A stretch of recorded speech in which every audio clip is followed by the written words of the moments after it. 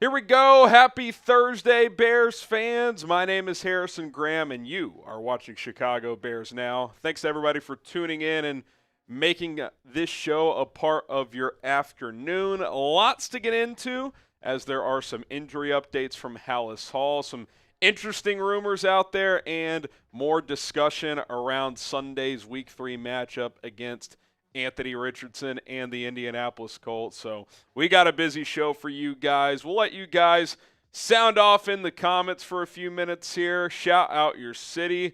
Colin, we are back in the saddle. We are on to Indianapolis, looking to get to 2-1 on the season. Yeah, listen, it's a big game this coming up. The offense, like we kind of talked about throughout the week, took a small step forward in week 2. Now, granted, Caleb was a little more reckless with the ball. I felt like he kind of was pushing things at some point, maybe rushing his, footwork and everything. But this week he goes up against another guy who's having mechanics issues and just overall a lot of issues in Anthony Richardson. The defense is not great. DeForest Buckner's not going to be playing for them. So should be a Bears W, hopefully. And, I'm ready to get into it, man. Yeah, should be a lot of fun. We got Terre Haute. What's up, James? We got Matt in Austin, Texas, Ian in Kansas City, LaCourse is Shame, Waldronville, Illinois, Jeff Bartlett in San Antonio, Brian in Pittsburgh, Jake in Madison, Wisconsin. We got Mozzie in Ohio, Daniel in Dubuque, Iowa, Glendale Heights. What's up, Umar? Matt Nagy in Boomtown, Missouri, Tricky in Mesa, Arizona, Lucas Prang in Kenosha, Wisconsin, Ricky in Chicago, Denny in Grand Rapids, Michigan. Apopka, Florida is where Chris is watching. Jose in Newark. Got a super chat rolling in from Sam Lactera. Anything you'd like to share with the audience? Any special news out of San Francisco?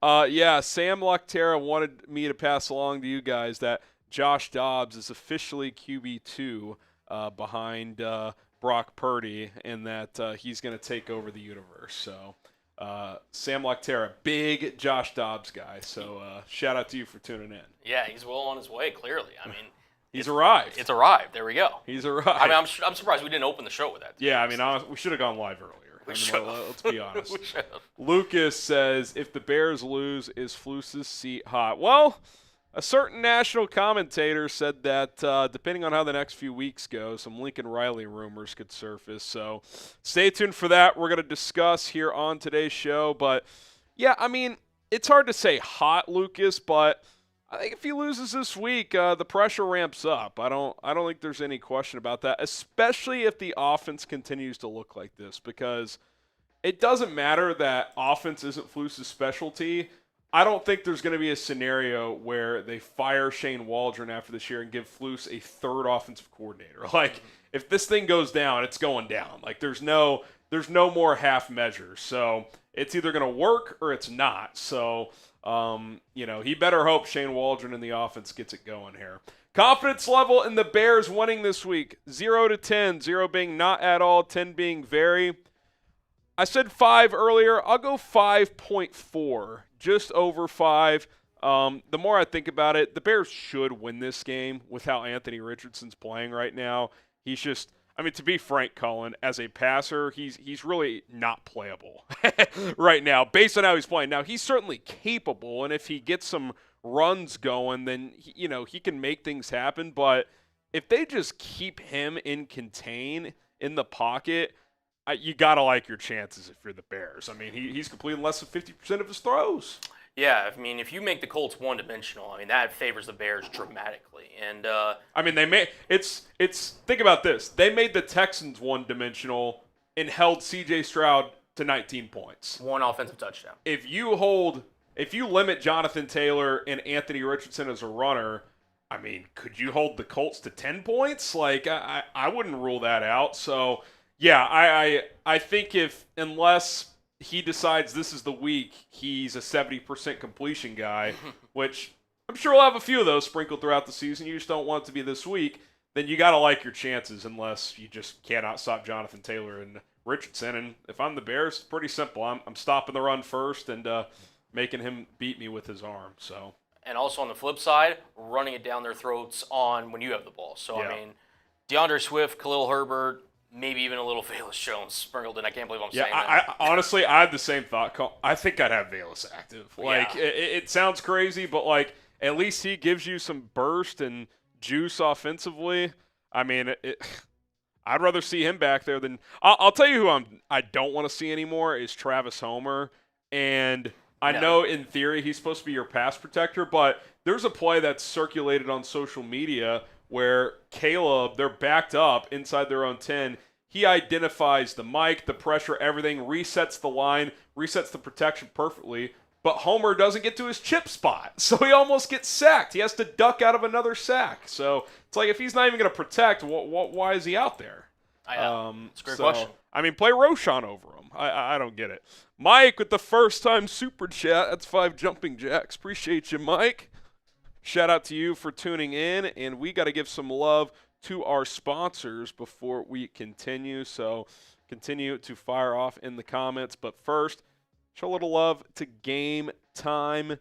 Baseball season's wrapping up. If you want to get out to the ballpark one last time, get your tickets with Game Time, as they're going to give you the best viewing experience possible and for the lowest prices guaranteed. I love going to sporting events, especially now that football season is here, and enjoying games from the stadium. And their new feature Game Time picks is going to give you the best experience possible. It's very easy to filter through tickets, the best bang for your buck. They're going to make that a lot easier of a process. Check out Game Time, download the app, create an account, use code CHATSPORTS to get $20 off your first purchase only. Terms do apply. Also, if you want to, add a little flavor to your Saturdays, Sundays, or really any day of the week, football or otherwise, little game. How about a little Prize Picks action here? Daily fantasy made easy. The way it works is simple: 2 to 6 player entries. Choose more, choose less on the stat projections, and they got an awesome deal. $5 on your first entry at prizepicks.com/CLNS will get you a $50 bonus. Sign up, create an account with the link on screen, and get started today. Choose more, choose less. It's Prize Picks. All right, speaking of some stats, will Caleb Williams score his first touchdown this week? He's had 2 drops. Keenan Allen in week 1, Amegadjie in week 2. Colin, I'm going to go bold. He has 2 this week. He gets his first touchdown, scores his second touchdown. I don't know if it's going to be throwing, running, or one of each, but got to find the end zone this week, you would think, after a couple of drops the first couple weeks. Yeah, needed to happen. I mean, obviously, first week Keenan Allen has that drop on the goal line. Could have been the first touchdown. Wasn't meant to be. He gets inside the red zone again against the Texans, another crucial drop. They ended up punching it in anyway with Khalil Herbert, so it ended up working out. I'm gonna one-up you a little bit. I think I'm gonna get Caleb Williams touchdown to Amegadjie. I think they're both gonna get their first one this week. Right, and I like that. yeah, I'm counting on that connection. I think we're gonna be talking about Amegadjie a little bit later in the live show here, but yeah, I think that rookie-to-rookie connection, it comes alive this week against the Colts. You felt like there was you felt like there were promising signs from Rome last week. Had the 25-yarder late in that game to set up, what looked like could have been a drive. And you know what I've thought about even more that just pissed me off?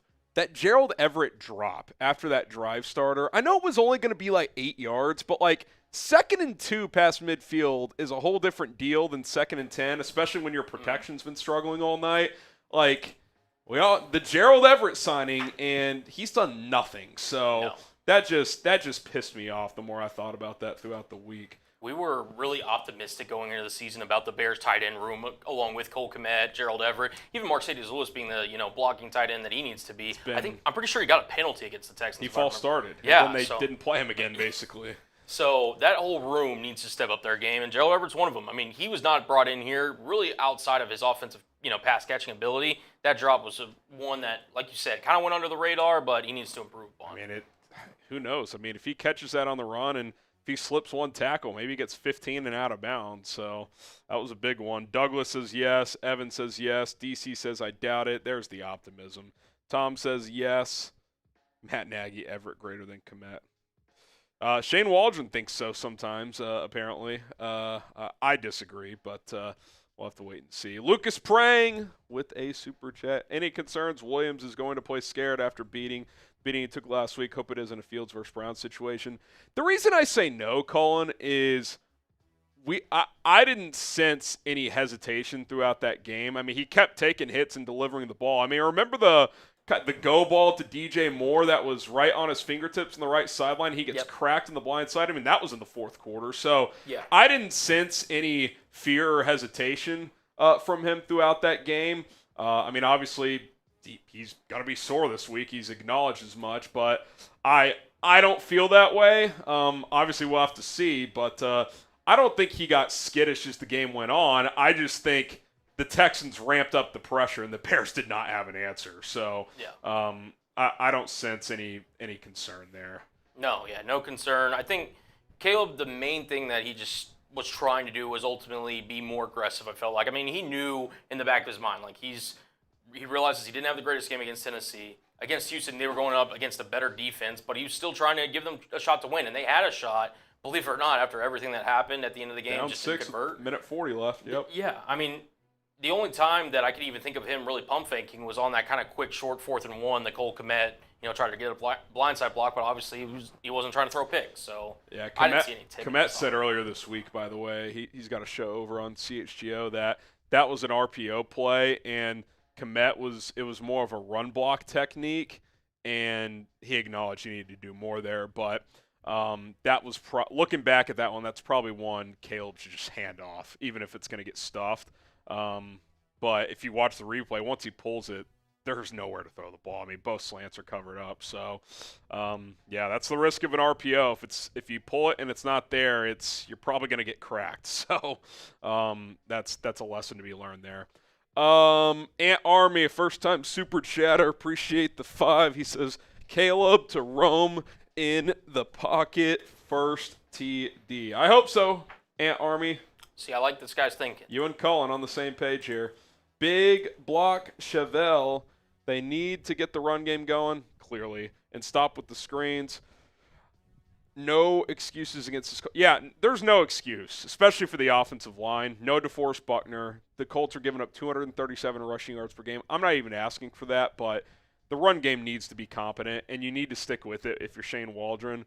And preferably more under center runs because the shotgun runs have been ineffective. So the screen thing, yeah, I mean, I'd like to have a nice screen game, but clearly whatever the Bears, I don't know if they're calling them at the wrong times or if they're not blocking long enough before the pressure gets to the quarterback to allow him to flip it out.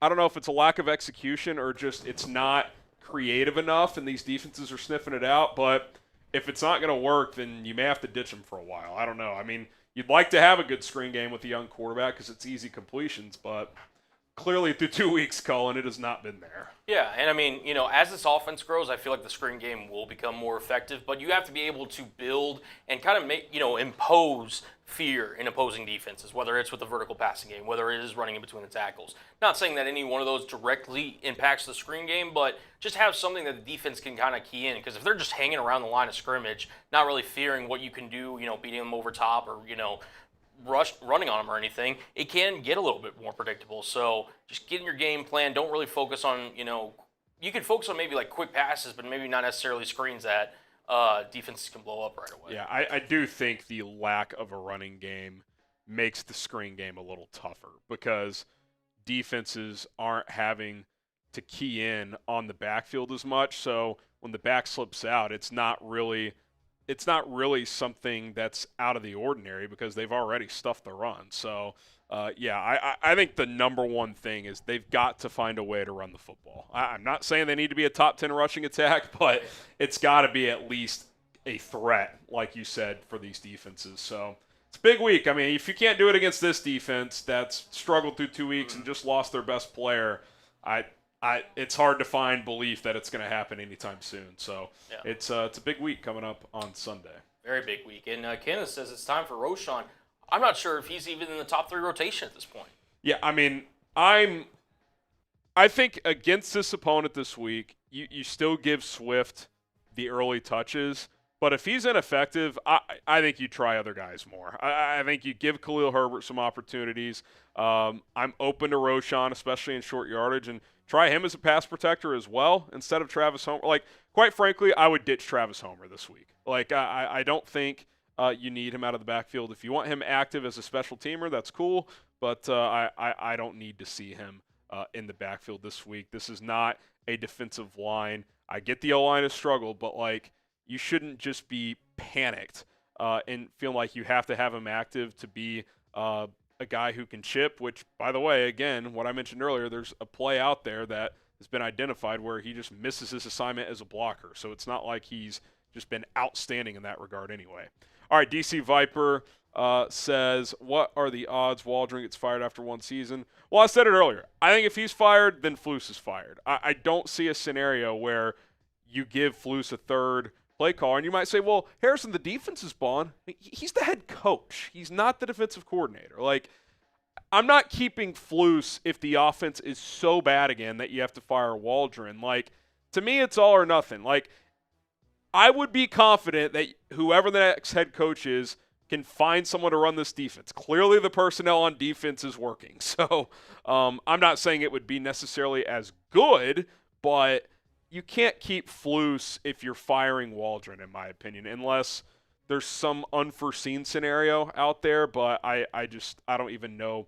I guess the one scenario could be, Colin, is you go 10-7 despite the offense being awful, make the playoffs, and lose a playoff game 17-10 or something, and you're like, okay, this offense is such an embarrassment that you fire Waldron in that scenario. But even then, I would still consider scrapping it and hiring an offensive head coach at that standpoint. But that's maybe the only scenario I could envision. Yeah, and the thing with that too is part of the reason with Eberflus, right, is if you're a defensive head coach, you're going to hire an OC that fits best with your scheme, with what complements your defense the best. That may not be what's best for Caleb Williams in this offense. Now, it could also work hand in hand, and we hope that Shane Waldron and this staff can turn it around. Yeah, and we don't want to punt on this 2 games in, but right.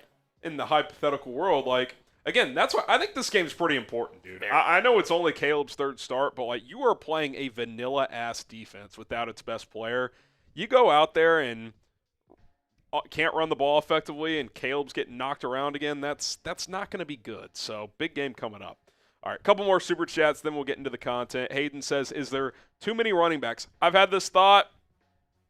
If you're going to have 5 running backs and Swift is getting the primary amount of touches, what are the other guys doing? Khalil Herbert, what's his role on this team? That's why I kind of think we're going to see more of him this week, because if not, it's you might as well have just tried to trade him. But yeah, I think it's a fair point, Hayden. And, Veios Jones is the wild card. Is he still a part of this thing or is he not? So we'll see there. Trooper, appreciate the $1. We got Secret Agent Man's Burner says, fire Nate Davis, give Roschon the ball. No O-line changes this week, according to Flus. So take that for what it's worth. And yeah, I'd try Roschon. I'd try Veios, mix it up. Sam Lecterra, again, everyone and their mothers predicted the Bears to secure a wild card spot, which included a loss to the Texans in every season mock. Regardless, let's relax. Hope the O-line corrects it after the tape. Exactly, Sam. That is all true. I just think it's alarming at how bad the offense has looked. In terms of the results, a win versus the Titans and a loss versus the Texans, that's pretty much par for the course. But let's be real. You kind of won a fluky game against Tennessee. You had a defensive and a special teams touchdown. And then in the Houston game, yes, your defense kept you in it, but if they don't fumble inside the 5, it's probably not as close. Caleb gets sacked 7 times, hit a bunch more. That's more of the concern. It's not the results.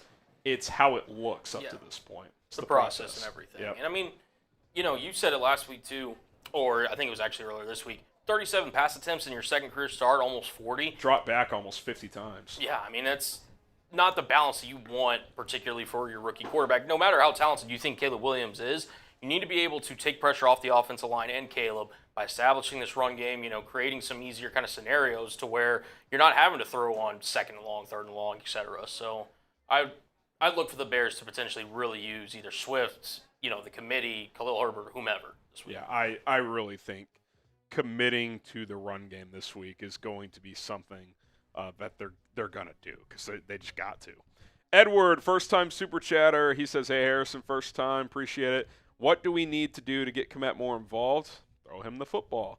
He's a great body over the middle. That might open up the run, deep ball game 2, 3, 4, 5. Yeah, I think, and I've said it this week a few times, getting under center, I think just easy, like little play action boots, tight end slips into the flat, just get him early touches, work him over the middle like you said.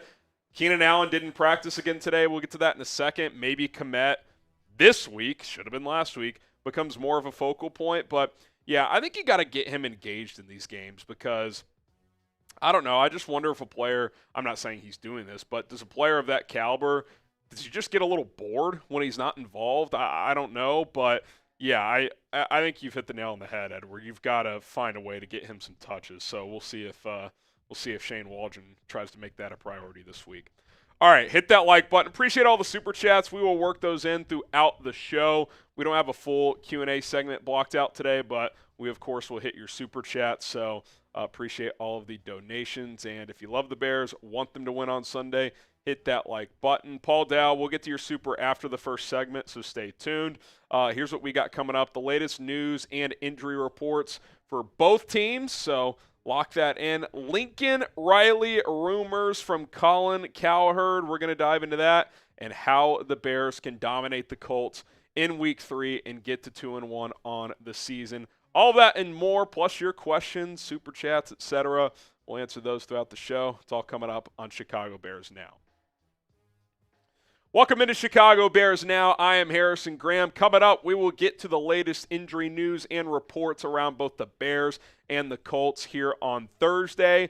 But before we do that, join the family here on this channel, the 101,000 plus strong here on Bears Now. We're an open book. We're a community here. We support each other, and we support this football team, the Chicago Bears. Subscribe for free and daily content. We're trying to get to 102,000 by the end of our watch party on Sunday. So lock us in, subscribe. We'll have you covered every single day.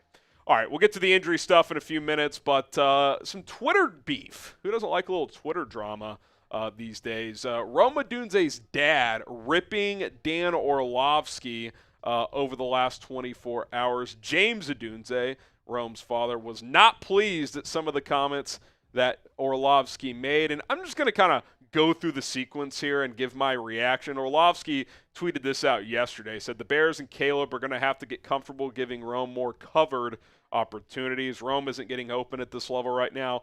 Caleb will have to get comfortable throwing him some 50-50 balls. Well, Rome's father, he took offense to that, and he tweeted out, we can't show the clip, but a clip from Week 1 where Rome beats his man on a slant. This was actually the play where Coleman Shelton gets driven back into Caleb's lap, and he threw a slant to to Keenan Allen on the left side in the end zone. That would have been a touchdown. Both Keenan and Rome won their routes, but Coleman Shelton got knocked so far back that the ball was batted at the line. And, of course, Bears Twitter freaked out and was like, wait a second, is James Odunze calling out Caleb Williams because he didn't have the context of the Orlovsky stuff? Well, he cleared that up and said, for clarification, this tweet was just about Dan Orlovsky's nonsense statement. It's not about anything or anybody else. Full stop, bear down. And he also retweeted a list of rookie wide receivers separating and what their win rate has been. These stats are courtesy of Fantasy Points data. You see right there, Rome Odunze 5th among rookie wide receivers in separation. And the four guys in front of him, outside of Jalen Polk and Adonai Mitchell, McMillan and McCaffrey are like part-time players right now. And notice that Rome Odunze is ahead of both Malik Neighbors and Marvin Harrison Jr. So he is separating at a completely fine clip. And by the way, in his second game, he played on a sprained knee, not at 100%. So this whole Dan Orlovsky, well, he can't separate, start throwing jump balls, Allen Robinson style. Let's pump the brakes on that. Not saying this is prime Keenan Allen here, but I think he's been fine. And then Dan follows up today, clearly caught wind of Bears Twitter reacting, and James and Odunze said, I'd also like to see the Bears give Odunze more routes than so many double moves. Like to see more speed outs, more slants one-on-one, more steps on perimeter, along with some max protection. I do agree with that. Play action crossers, too many long developing routes. Well, Dan's already moving the goalpost because some factual data got posted that his separation ability has actually been fine. And look, let's just be honest. The Bears offense as a whole has just been pretty choppy up to this point. but Rome's been fine. He had the little drop in the end zone. He hasn't had a ton of opportunities. Him and Caleb have been off the same page, but I don't think it's a lack of an ability to get open. I think it's two rookies working together 2 games into the NFL. So I think you got to add context to all of this stuff, and just wanted to add the clarification that Rome's father added. This is not a shot at Caleb. This is him snapping back at Orlovsky saying that his son can't separate. So don't have any issues with that whatsoever. Let's see how week 3 goes. Playing a lesser defense, and thought Rome, that completion late in the game against Houston, that was something to build off of. Let's see if he gets more targets this week. Are you guys worried about Rome Odunze? Because I'm really not. I'm not worried about Caleb or Rome right now. I think the offensive issues start with Waldron in the offensive line right now. I think these rookies will be fine. Type Y for yes, type in for no. Pin comment on today's show. Let me know what you guys think during this YouTube ad break. All right, Latu did not practice again, as the Indianapolis Colts might be down 2 really good defensive linemen for a second straight day. The Colts rookie was held out. He's dealing with a hip issue. He was declared day-to-day earlier in the week, but you don't practice Wednesday and Thursday. At best, that kind of leaves you for 50-50 for Sunday. We'll see what the Friday injury report is, but remember, Friday is more of a walkthrough. We already know DeForest Buckner is not playing this week, as he is on injured reserve. He'll miss at least the next 4 weeks. So let's say Latu is out. I really am only concerned about 2 guys on the Colts defensive line. Kwity Paye, solid edge rusher, not special, but solid. And Grover Stewart, good run stopper at that nose tackle spot, occasional decent pass rusher as well. But let's face it, this is a great opportunity for the Bears going up a depleted Colts defensive line, and just a Colts defense that has come out of the gates pretty poor under defensive coordinator Gus Bradley. All right, coming up next, we will get to the Bears injury news and updates. By the way, for the Colts, every other player that was on the injury report today practiced in full, including Josh Downs. Sounds like he's going to make his season debut, so I wanted to mention that as well. But before we get to the Bears side of things, I want to show some love to our sponsor today. That is Game Time. Are you looking to go to a Bears game this year, or to go watch your favorite college football team play, or any of your other favorite sports, comedy shows, concerts, etc.?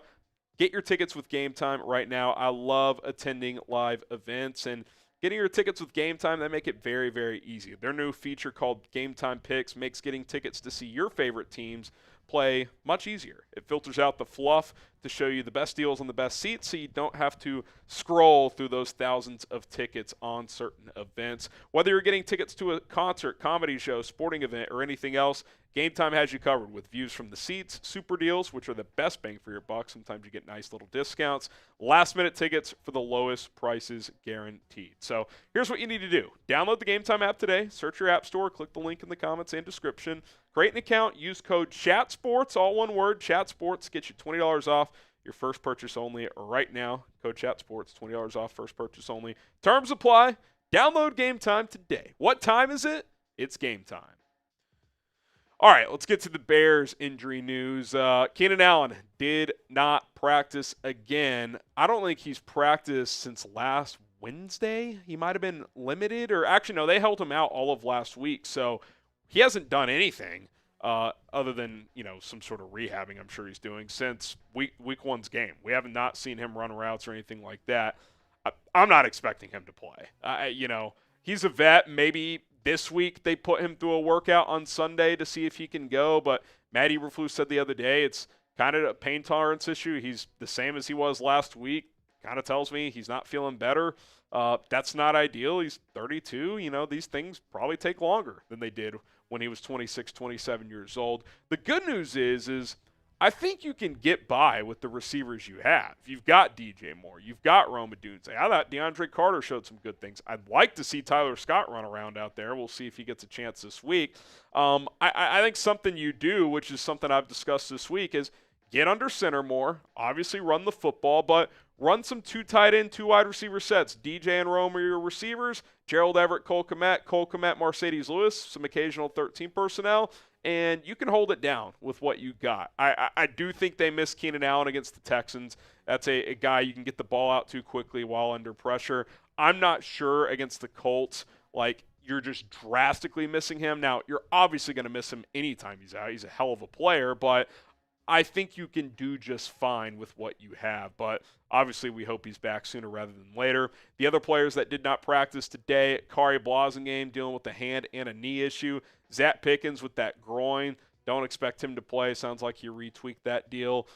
This is Mercedes Lewis weekly rest day. It's every Thursday, so he's going to be just fine. Guys who were limited, Teven Jenkins with the thigh. He did not practice yesterday, but they felt good about where he was at. He's got a little bruise, so he should be fine for Sunday. Nate Davis, Rome Badunze, Travis Homer is a new addition dealing with the finger issue, so we'll see what that looks like. Andrew Billings also with the groin. Hopefully he's okay. He was limited. So was Montez Sweat with an elbow injury and DeMarcus Walker with the foot issue. And then how about this? Karan Amegadjie full for the first time, I believe, this season. He was a full participant. He was inactive in week 1 and week 2. I know they're not making O-line changes right now, but I wonder if you activate him this week and kind of put him through that game day experience of being active, and who knows, maybe he gets in on some kind of special teams protection drive or something like that. But I will say this, if the offensive line continues to struggle and Amegadjie continues to ramp up, I wonder if he becomes an option at some point this season. Now, circling back to Keenan Allen, do you guys think he'll play on Sunday? Type P for play, type W for won't. I do not think he will play this week at this point in time. I'm not ruling him out. I'd be a little surprised at this point. And in fact, last week they held out hope for Sunday. Like as of Friday, he was questionable. I think there's a pretty good chance this Friday they go ahead and rule him out. So we'll see how the next 24 hours go, but I do not think he plays. Welcome back to John Jackson, the third. Caleb Williams, former teammate at USC a couple of years ago. He transferred to Nevada for his senior year, but he's back on the practice squad because Jamry Chroma got claimed by the Patriots, so that freed up a spot, and Bears brought Jackson back. So he is back in the fold, at least for now.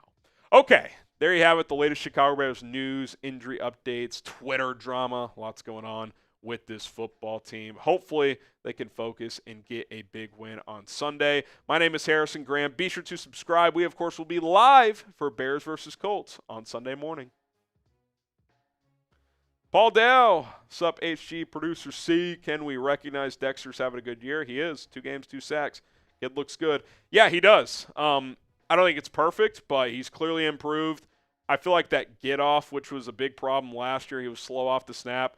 That has been ironed out. The technical details of his game have improved dramatically. And Colin, if he's giving you a sack a week, that's 17 at the end of the year. I don't expect that, but I think a double-digit sack could be on the table for him, and that's a huge development for this defensive line. I wouldn't rule it out that he believes he could do that. I mean, he came in with big confidence. He said he wanted to be an All-Pro this year. So, I mean, hey, I love the confidence. I love the energy. And listen, I mean, if he could bring that in the interior of this defensive line alongside Montez Sweat. Him and Billings, Billings has been fantastic. He really has He's been one of the better players on the team. So that's a formidable duo. We saw the Darrell Taylor impact in week 1. So I think defensive line, Colin, has been more than serviceable. It's been pretty damn good, honestly. So I feel good about that group right now. And, yeah, he's been a part of it. Secret Bajent Man's Burner says, could Flus get demoted to DC to keep him for defense, then hire a new OC and head coach? I get asked this every couple weeks, and I guess I can't say there's no chance, but I'm pretty sure this is how. Let's just role play, Colin. No Diddy. I'm Ryan Poles. You're Matt Eberflus. Okay. Hey, Coach, we love what you've done, keeping this locker room together the last 3 years. The defense is awesome, but we're going to go in a new direction at head coach. Would you be interested in staying as defensive coordinator? No. Why not? Because I'm a head coach. I believe I'm one of the best 32 guys in the league, and if you guys don't want me, I'll find somebody else who does. Yeah, and beyond that, I'll get out of Ryan Poles' scenario. Why would he do that? Why? Does he have no self-respect? Like, Flus knows he could be a DC instantly somewhere, so why would he stay? First of all, it just creates an awkward dynamic. And second of all, he's just not going to do it. So, Mr. Flus? Well, actually, this is Colin talking to Harrison. Hey, okay. I want to actually host Bears now. You come behind the computer and produce. You cool doing that? You know? You're my homie, but yeah, exactly. I like being up here. But, Yeah, the same it's thing. guys, it's just not – it doesn't happen. Like, sure, Vance Joseph was the Broncos head coach and then years later came back as the DC, new ownership, multiple coaches in between. Like, yeah, could that happen? Even that's kind of weird. Like, it doesn't happen in the NFL. Like, Flus would instantly be a top 3 DC on the market. He wouldn't be a head coach candidate. I'd feel pretty confident in that, but he would find a DC gig pretty easily. And also, to add on top of all of that, you're going to force the new head coach to keep Flus, the prior head coach, as the DC. I think you're cutting down your interview pool significantly. They want to bring in their own guys. So it's not a realistic scenario. It sounds fun. If it happened, I'd be all for it because he's got the defense rolling, but he's either the head coach or he's out of here. I think that's pretty clear. Tatum, a lot of first-timers today. Appreciate it, Tatum. 5 jumping jacks for yours truly. Shout out to you. Appreciate the 5. Emiliano. Hey, Emiliano, did you DM me? You won our raffle on Sunday at HGram NFL. I don't know if you were there. I don't think you were at the end of the stream, so DM me, Twitter, Instagram. Colin will get those links in the chat. You won the signed DJ Moore jersey, so please hit me up because we want to get that in the mail as soon as possible. So, Emiliano, if you could confirm in the chat that you're hearing what I'm saying, that would be great. He says, I know this is year 3 of the rebuild, but really the clock starts with Caleb. Plenty of time to fix the line. Burrow, among other players, should play with bad O-lines as a rookie. It's only year 1. There's time. That's true, but are they going to give Matt Eberflus and Shane Waldron a 3-4 year runway here, especially Flus, who's already 2 years in? So that's what I would push back with. But, yeah, I hear you. You've got multiple years here to – try and maximize Caleb's rookie year window, but he says he will DM you, by the way. Okay, we got you. Yeah, you won, Emiliano. Hit me up. Twitter, IG, both are open. Actually, let me know in the chat if you're going to do Twitter or IG so I can check it right after the show. What happened to Larry Lapper? I have no idea. Haven't seen him in a while. Tatum says, total, I sent 7. Here you go, bro. Jesus is Lord. Shout out to you, Tatum. Appreciate it. Hayden says, is it a Swift issue or an OL? I think it's primarily the offensive line, but I do think there's been a handful of runs, Colin, where Swift is trying to bounce it outside and use his speed, and it's like, 2 yards is better than -3. Mm-hmm. It's one of those type of deals. So I'm okay if you try to hit the home run every once in a while, but when this running game is struggling this poorly, 3 yards is a good run right now. Mm-hmm. Like, you got to just take that if it's there. So I think it's a combination, but I do think the O-line is struggling to create consistent lanes. Yeah, I mean, I think Swift at his core is a guy that's more of a finesse runner than a power runner, obviously. For sure. But yeah, you're right. I mean, he's just got to be able to get north and south, make that one cut, and just get up. Cut and go. Yeah, and I 100% agree that the offensive line needs to make bigger holes for him, but Swift can also, help them out by just simply not taking negative plays, trying to get the home run ball. I mean, how many times has it been 2nd and 13 because we're losing 3 on a handoff? It happened way too many times against the Texans. I mean, it's just tough to recover. Yeah, I mean, you're basically asking, Will Anderson, Danielle Hunter, or whoever the edge is. Just letting them tee off. Exactly. Pin their ears back. Emiliano, Instagram, I'll check it afterwards. Appreciate it, man. All you need to send me, Emiliano, is your a name and a mailing address. That's all you got to send me, and we'll get that covered. Appreciate it. All right, Mike. Eric Washington isn't getting enough credit. D-line already looks much improved already. If they fire Flus, just promote Eric to defensive play caller. Hire Slowick or Ben Johnson for head coach OC. Yeah, I mean, I will say this. Ideally, if Flus doesn't work out, the next head coach, now there are exceptions, like I'd be pretty excited for a Mike Vrabel, but I want my head coach to be an offensive guy that calls the plays. And I know everybody's going to say, well, we tried that with Matt Nagy. Well, Matt Nagy wasn't calling the plays in Kansas City. You can find a current offensive coordinator that's calling plays that can be the head coach and call the plays. Does it guarantee it's going to work? No. But you could go get Clint Kubiak, who's doing a hell of a job with the Saints right now. You could get Ben Johnson, who does he want to be a head coach? It's kind of weird last year he didn't, but if he was available, I'd be interested. Bobby Slowick, 2 years with C.J. Stroud at the end of the season. Like, there are guys you can find that have play calling experience that can be the head coach and call the plays. Most of the good teams, that's their setup. Andy Reid, he's the play caller and the head coach. Kyle Shanahan, Sean McVay, that's what the good teams do. Now, there's exceptions. John Harbaugh is a defensive guy. Jim Harbaugh doesn't call plays, but you feel Jim Harbaugh's impact on the offense. Physicality, run game. That's why I wanted him. Sure, Caleb Williams may not have ever become a 4,000-yard passer with them, but you'd be competitive as hell with them. You know that. So, I'm with you. Any of those names you mentioned. I was just going to say, side point, if Harbaugh did become the head coach of the Chicago Bears, I wouldn't have put it past him to really talk with Ryan Poles and really kind of nudge Poles in the direction of hey, we need to trade up and get Joel. Because take Fuaga at 9. Yeah, and I'm not having second thoughts on Rome. I still think he's going to be awesome. That's what he. But I do think Harbaugh would have really pushed for offensive line, and it's worked out so far for the Chargers. So, you got to win in the trenches. There's no question.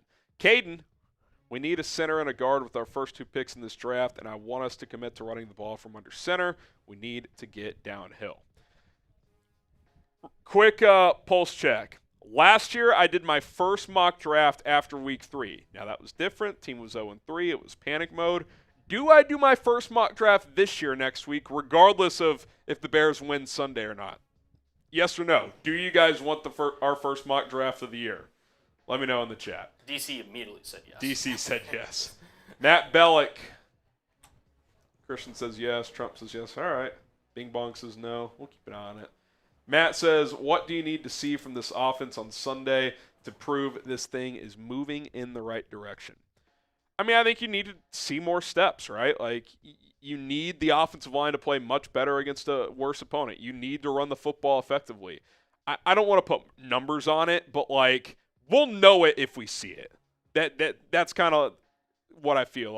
I want to be at the end of the first quarter and be okay, this is going better.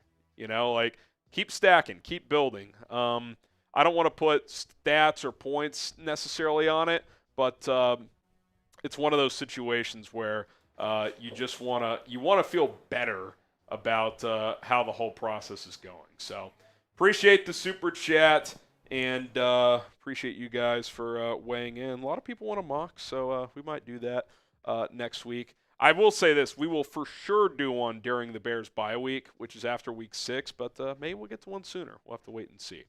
All right. I think you can ditch the name tag here. I think it gets a little crowded.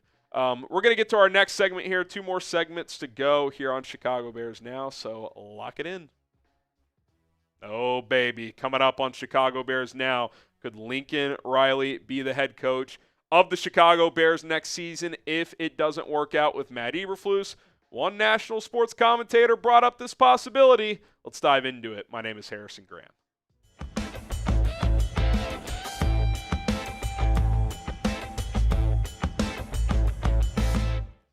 Colin Cowherd went on the herd the other day and said, guess what? Don't be shocked if you hear Lincoln Riley to Chicago rumors. Let's get into what he said and then react here. Here's what Cowherd said a couple of days ago. He said, I'll just throw this out there. You look at their schedule. If they lose 3 of their next 4 games, you will hear Lincoln Riley rumors. I promise you. I don't think Lincoln Riley wants it. He's not going to take that job. It's just not a good fit for him. But this is an improvisational quarterback, talking about Caleb Williams. And those type of quarterbacks need strong coaching to get structure, and I'm not sure it's in the building at Hallis Hall. And I think it's an interesting point made by Colin, who, look, I listen to Cowherd a decent amount. Sometimes he says stuff. I'm like, what the hell are you talking about? Other times I'm like, it makes sense.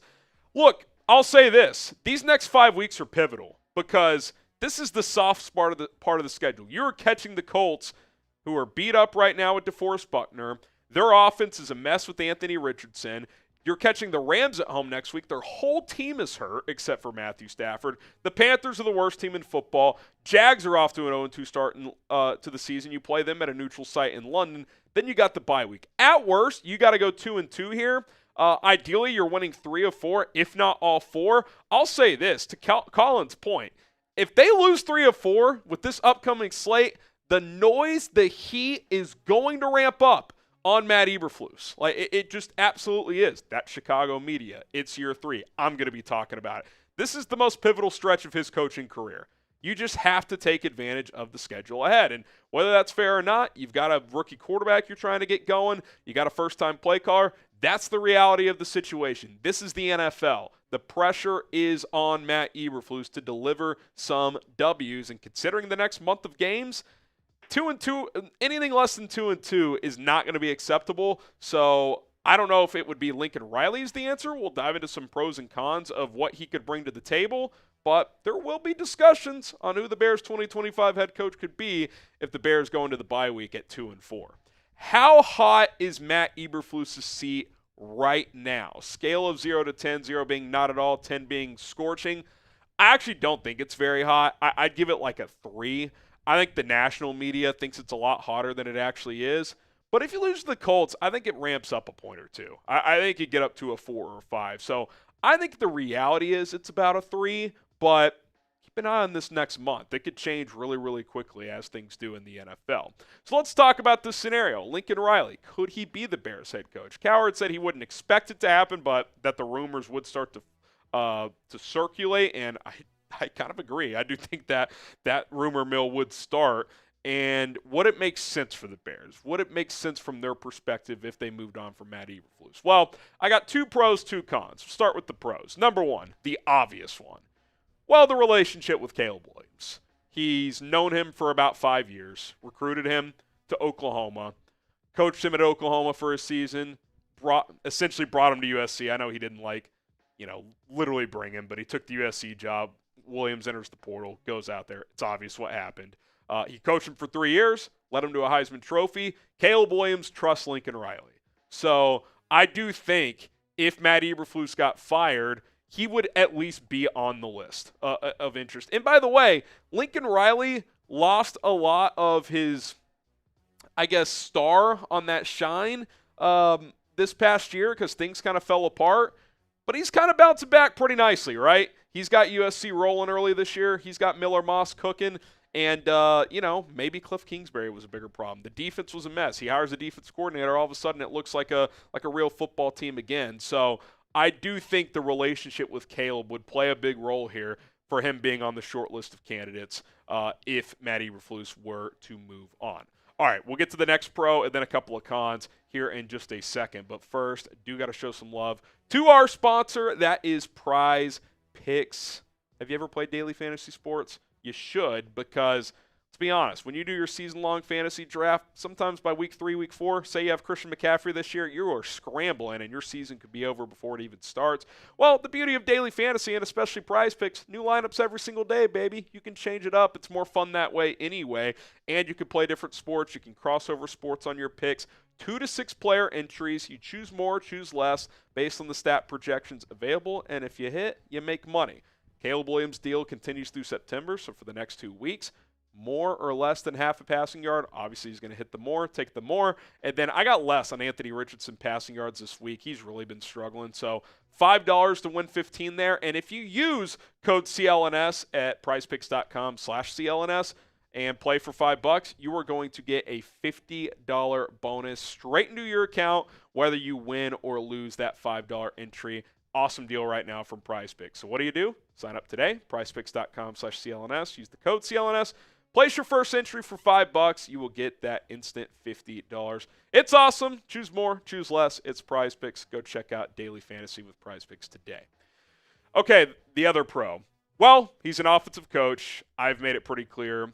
In most scenarios, if you move on from Flus, I want an offensive coach to pair with Caleb Williams.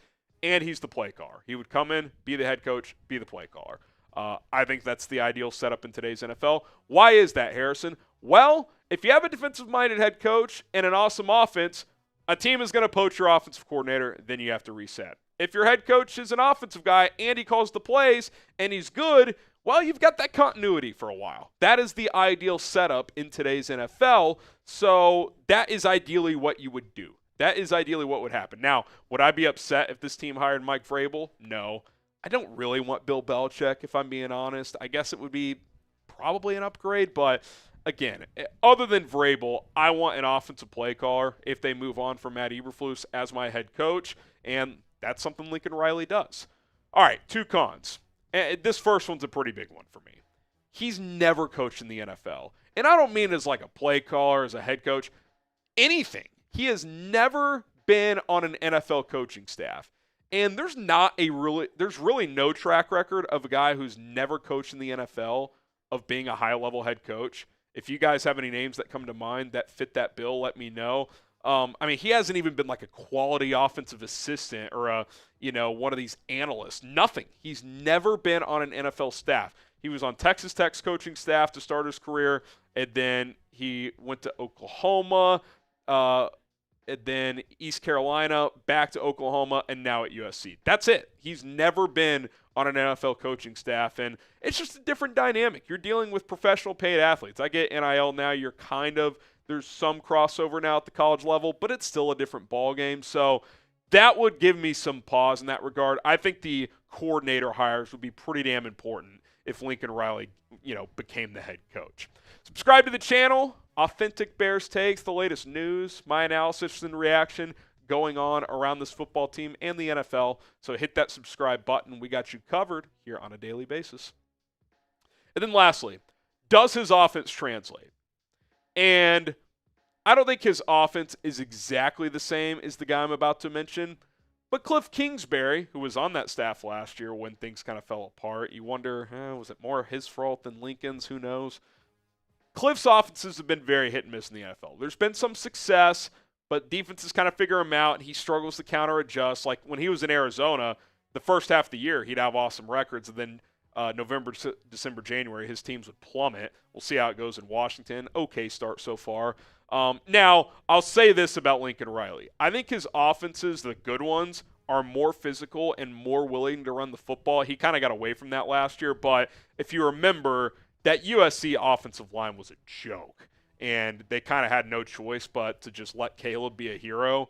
But I do think it's fair to question, would his offense translate? Would he make the necessary tweaks and adjustments for the NFL level? Would he incorporate some under center plays into his offense? He doesn't run hardly any under center at the collegiate level. That doesn't really work in the NFL. You've got to have some under center action. So that is a fair question, as is the fact he's never been an NFL coach. So those are 2 areas that would concern me. But I do agree with Cowherd that if this goes south, if the Bears limp into the bye week, you're going to hear Lincoln Riley's name thrown out there. Why? Because Caleb Williams is the quarterback here. That is just how these things work. So it'll be very, very interesting. And hopefully this is all a moot point. Hopefully the Bears ball out the next 4 weeks. It's right there in front of them, a pretty soft schedule. But it's Chicago. You never know how things are going to play out. If the Bears fire Matt Eberflus, would you want Lincoln Riley? Type Y for yes. Type in for no. Let me know down in the comments below. My take, I'd be interested. He'd be on my list. He wouldn't be my top guy. I don't know at this exact moment who my top guy would be.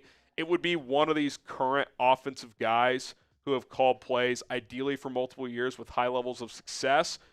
That guy becomes my head coach, calls my plays, and hires a defensive coordinator, and you build the staff from there. That is what I would do. Again, if you're moving on from Eberflus, I'm not even saying I would do that yet, but obviously things need to improve here. We'll see how the next few weeks go. All right, hit me up on Instagram, at HGramNFL, if you got any more questions, thoughts, takes on the Chicago Bears. I am an open book. I will get back to you as soon as I can. And as always, bear down. NFL Mastermind, appreciate the super chat. He says, is it bad that I'm noticing a lot of parallels between Caleb and Justin's first couple starts? Both took a beating and struggled more than expected. I think in some ways that's true. I think Caleb's processing and command at the line of scrimmage, especially in the Texans game. I mean, in his first road game, Colin, in a primetime environment against a playoff team, dude, he's making checks at the line throughout the game. He's resetting the protections. He's checking to a second play. Like, he looks more in command pre-snap than Justin probably ever did, if I'm being honest. And I'm not trying to, dismiss Justin as a player. I like what he's doing in Pittsburgh, but I don't think it's apples to apples. Obviously, the comparison is, well, Justin's first full start, he got pummeled in Cleveland. Caleb's second start, he got pummeled in Houston. But I think Caleb, while he's certainly missed plenty of throws. I think the process has actually been pretty solid so far, and I think the accuracy, especially down the field, is going to come because he's capable of doing that. So I feel fine with where he's at through 2 starts. Yeah, I mean, look, not everyone immediately jumps into the NFL and just, takes the league by storm. Exactly. And, what I'm impressed with the most is despite going up against a tougher defense, despite really not having it going at all during week 2 versus the Texans, he played better than he did week 1, which is you took a step forward. Against the better team on the road. Exactly. And in the primetime slot, as you mentioned. And also, too, he wasn't scared of the moment. He wasn't ever, timid. He wasn't ever just kind of giving up on the play, kind of like shrugging his arms, being like, what do you want me to do here? I mean, no, he was fighting to the end. And can't question his toughness after that game. No, absolutely not. No, I mean, he took some absolute shots. He got popped several times. So. He got back up. So yeah. I feel okay with where he's at. I'm not going to sit here and act like it's been an awesome start, but I'm not panicking on the quarterback. I think there's a lot of things that need to be cleaned up, including some things in his regard, but I don't think anyone thought he was going to be perfect to start his career. Thought things would look better, but I also thought the offensive line would at least be slightly better and not worse, because it's been worse than it was last year. Tricky says, I think not bringing in Kingsbury was a mistake. He's called plays, broken Kyler Murray, had continuity with Caleb. Yeah, I mean, look, I was open to that. Like I said, his offenses have been hit and miss in the NFL. I think it would have been one of those things, Colin, where short term it probably would have helped Caleb, but I think there's a limited ceiling on that offense in the NFL if there's not more NFL concepts ingrained into it, which if you hire Lincoln Riley, I think you'd have to trust that he would incorporate more NFL-style play calling into his offense.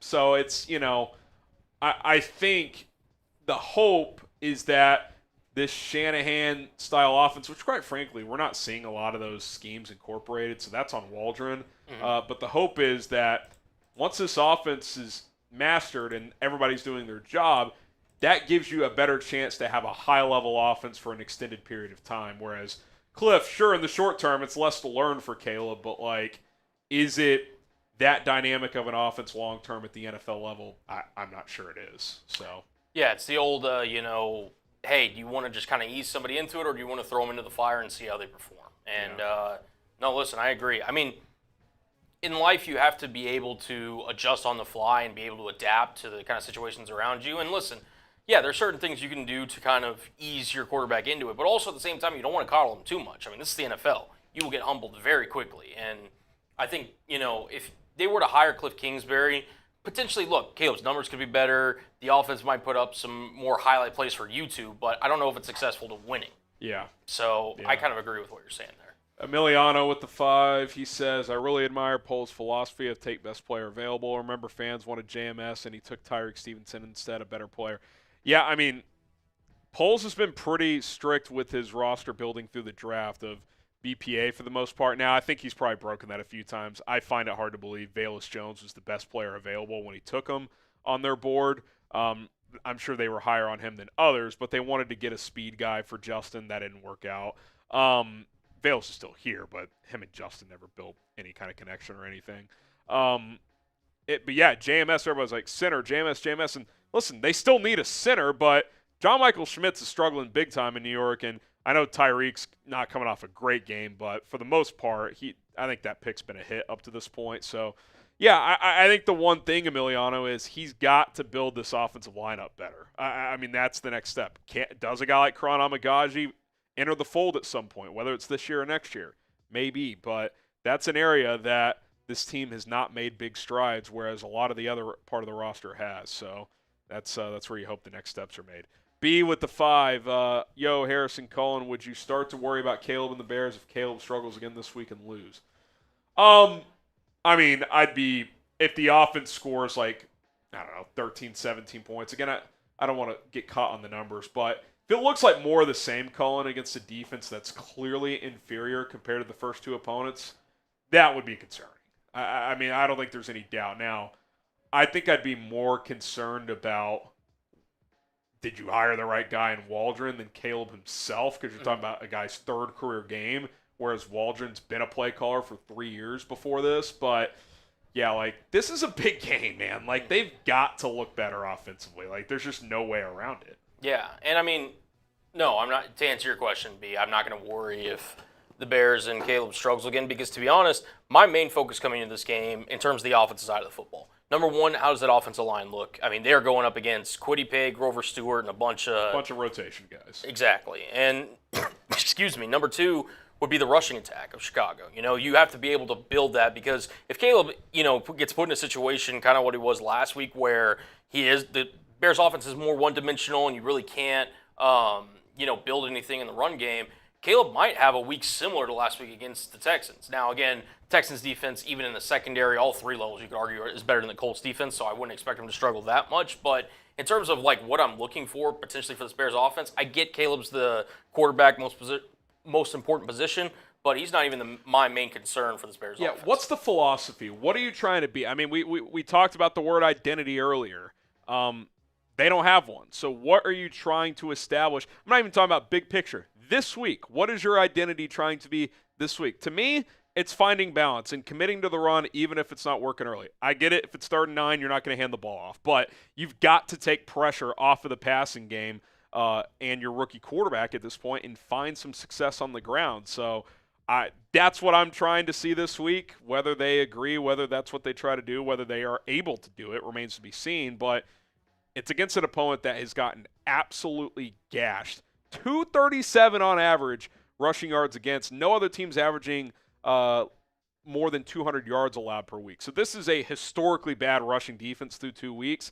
Obviously, I would imagine the Colts really emphasize that this week, so I'm not saying you got to rush for 2 bills, but it's got to be well over 100 yards on the ground this week. Like, it just does. Dylan with the 5, and then we'll get to our last segment. He says, is it strange how involved DeAndre Carter is in the offense? Couldn't Veios run those routes? Honestly, DeAndre Carter in one game being featured looks like a better receiver than Veios ever did. He does. Like, Veios is faster, but he has worse hands. And look, Veios is not a receiver. He's just not. Can you put him out there in a pinch if you have multiple injuries? Yes, but he is a raw running back at this point that if he has space, he can make shit happen. But DeAndre Carter a couple years ago had 500-plus receiving yards with the Chargers. I'm not saying he's a baller at receiver, but like he's like a solid number 4 receiver in the NFL. Like he can play the position.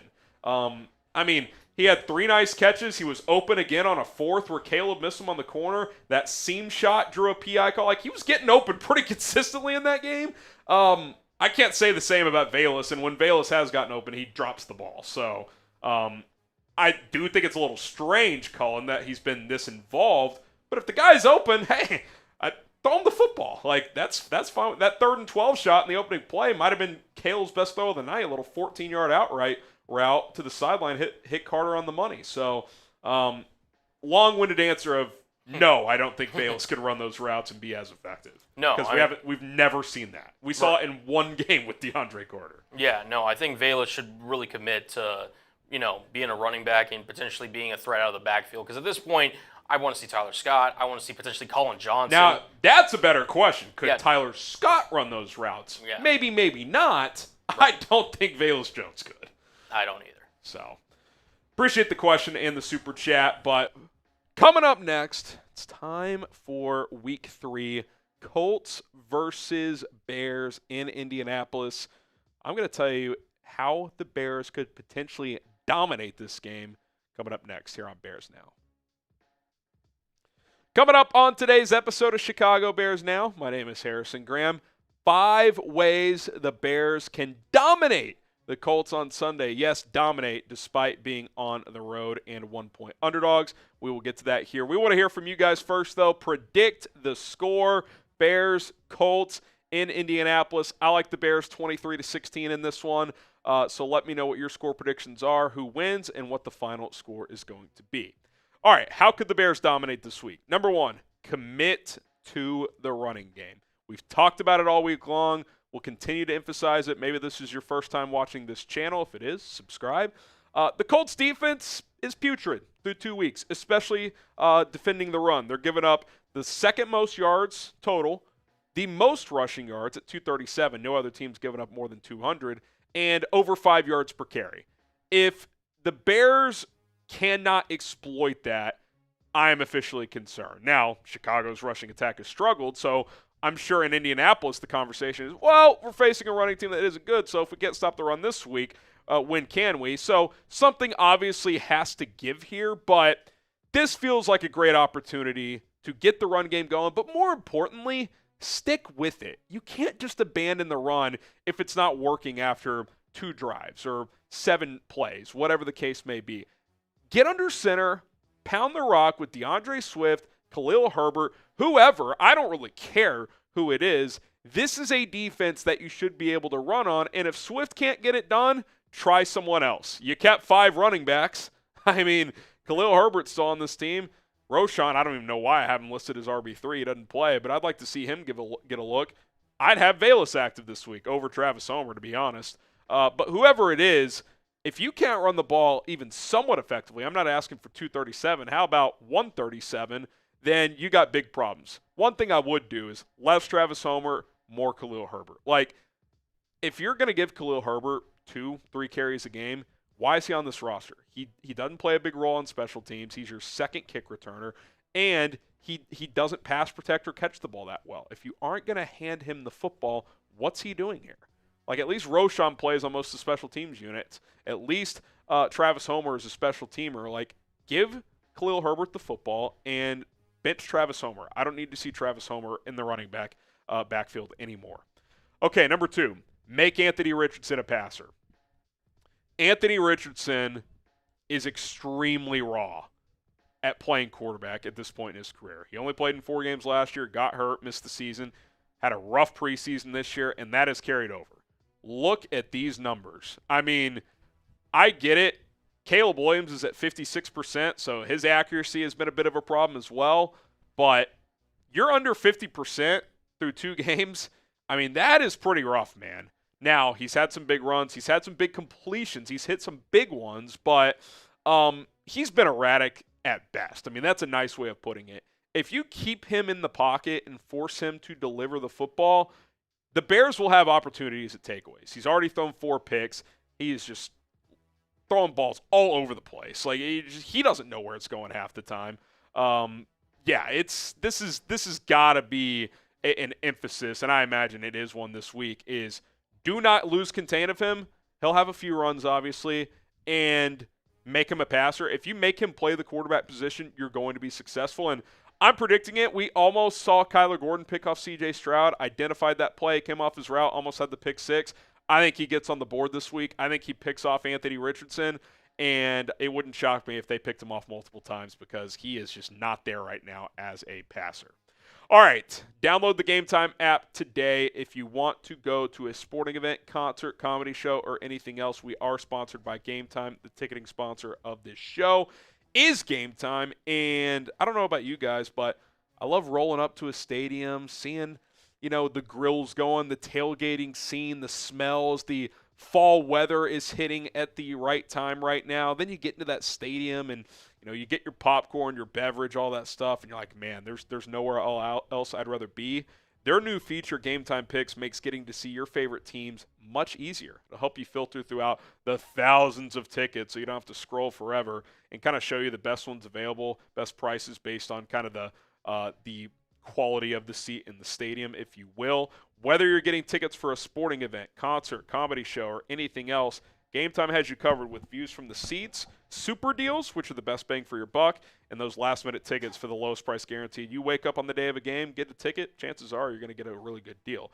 Download the app today, create an account, use code CHATSPORTS, all one word, to get $20 off your first purchase only. It's code CHATSPORTS for $20 off.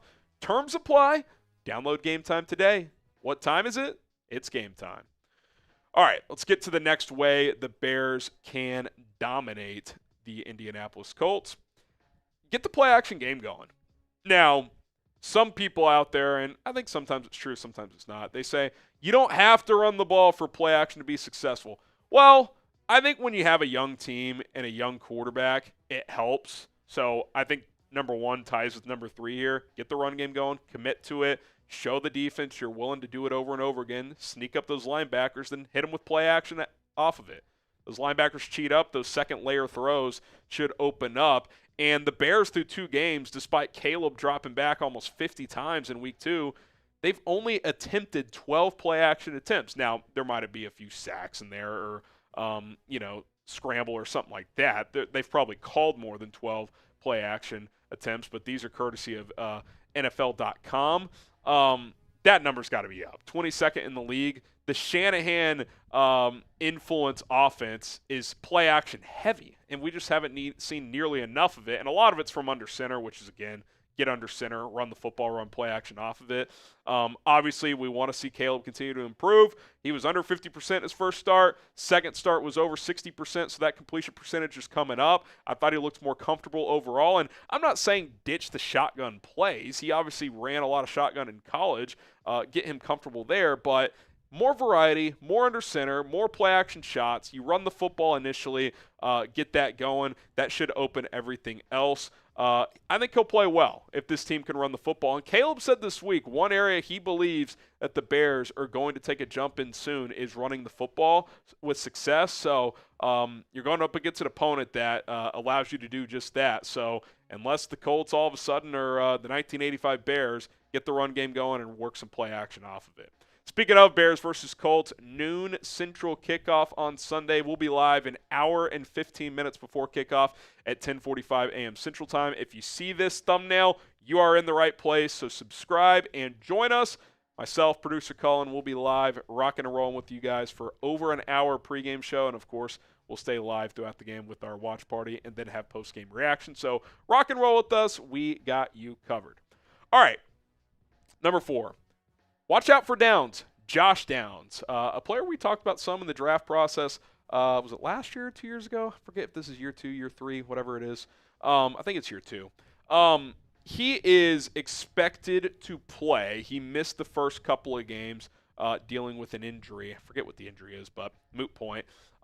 He was pretty good last year. And for a struggling quarterback, a little slot receiver that gets open pretty consistently, I would expect they try to feature him and get Anthony Richardson some easy completions. Had 68 catches a year ago.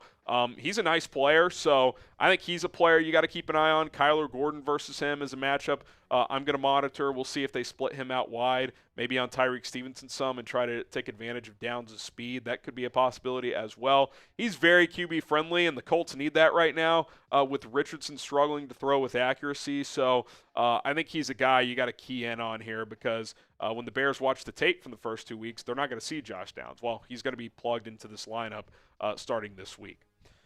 Okay, this is going to sound like loser mentality, but it's the reality. Punting is okay in this game. Even though Caleb clearly took steps forward last week, he forced the issue a couple of times. He said so at his presser on Monday. Yeah, I made 2 mistakes. That can't happen. The 2 interceptions. Now, doesn't mean he's never going to throw a pick again. Doesn't mean I don't want him to be aggressive. But I think with the Colts struggling to not turn the ball over, like, hey, if you punt and play field position at times, obviously you don't want to have that mentality for 60 minutes. But in general, punting in this matchup at this time of the season is not the end of the world. Not getting a first down, pin them deep, play defense, get the football back. Because chances are, over the course of a game, Anthony Richardson's going to give you one. And if you win the turnover battle in this one, win the field position battle, Torrey Taylor kicking indoors here, should be able to flip the field a lot. You're going to be in a good position and eventually, hopefully, wear this team out. I think field position and turnovers will decide this game because both teams are struggling in various areas. So it's okay if you punt. Like, you don't want to punt it 12 times, but a punt is better than a negative play. So sounds like loser mentality, but you pin him back a couple of times. Anthony Richardson playing out inside his own 10, who knows what the hell he's going to do. So I really like that situation. All right, will Caleb Williams score his first touchdown this week? Will he get on the board? He's had 2 dropped, Keenan in week 1, Rome week 2. I think he gets 2 this week, so I'm going to double him up here. Type Y for yes, in for no. Does Caleb score for the first time this year? All right, that's going to do it. 5 ways the Bears can dominate against the Colts on Sunday. Truly think this is a great opportunity to catch a reeling team right now, even though it's on the road. Not going to be easy, but I think they could blow this game open if a few things click.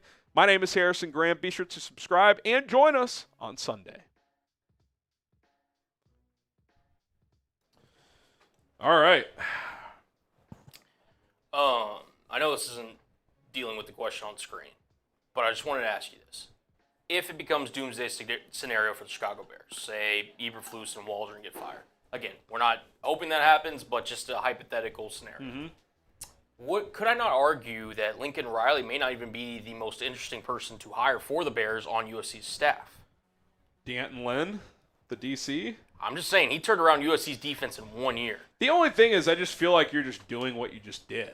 Like, Flus has turned this defense around really quick. Yeah. I mean, they gutted the roster in year 1, and by midway through year 2, this is an elite defense. So I hear what you're saying. Now, I will say this. If you hired Lincoln, bringing Lynn as the DC kind of just feels like a natural decision, right? Mm-hmm. Or if you hired someone else, maybe you bring him in. But, yeah, I just think, like, the only defensive guy I would really consider if you went defense is Vrabel. Like, he's a proven winning head coach. Like, even Belichick, he's so old and things got so ugly in New England. I think I'd rather keep Flus than Belichick. No, I'm not saying D&T Lynn as head coach. I meant as DC. Oh, as DC. Yeah, I'm saying like, more. The thing is like Lincoln, like you mentioned, right? Never had the NFL head coaching experience, right? So would you rather have Lincoln as a head coach or D'Anton Lynn potentially as a DC if you go that route? That's a fair question. I'd be open to that. But again, like if you, I don't know, say you hire Clint Kubiak's your head coach, right? I'd be cool with D'Anton Lynn as the DC.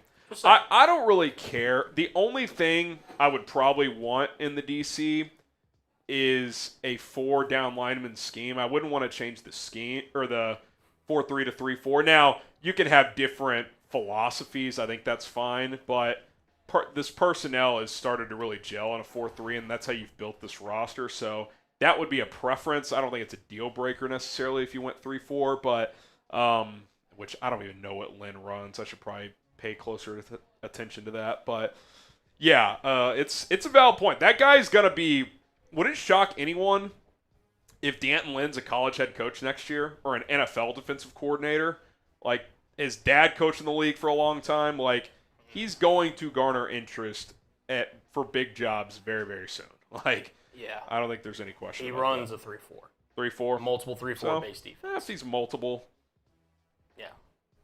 So that dream probably just ended. But also something I want to point out, Josh Downs is in his second year, by the way. Second year. Okay. Yeah. I don't know why I was veering between year 2 and year 3.